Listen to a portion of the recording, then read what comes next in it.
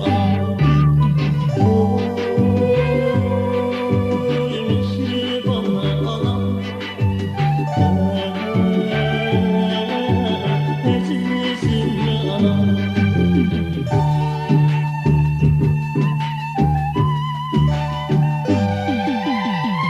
Gözlerimiz nuruyla mihrimimiz anam.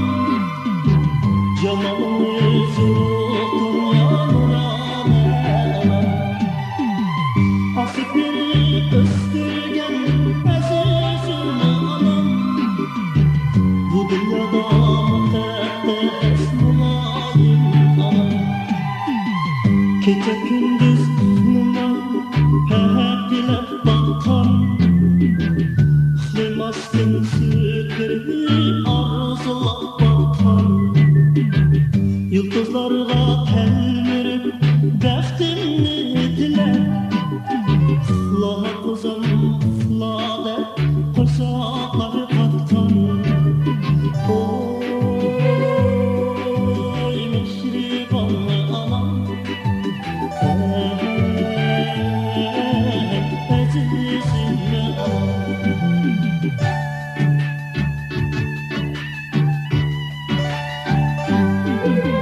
Meslihat için sürdüsün hayal için anam.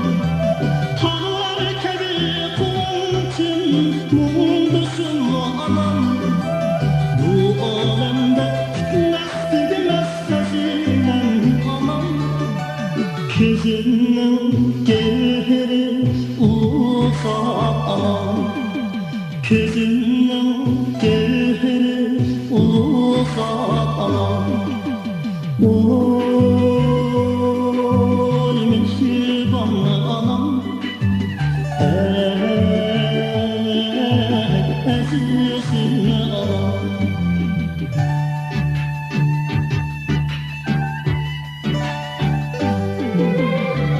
Kız günler anlarını hürmet kılınlar. Kız oğullar anlarını hürmet kılınlar.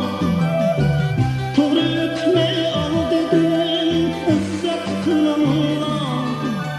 Körüngen tahsirat emas sizgim o kilo. Körüngen tahsirat emas sizgim o kilo. Kelin körüp nevre körüp hürmet kılanlar. Kelin körüp hürmet körüp toylar kılanlar. Oy mihriban adam.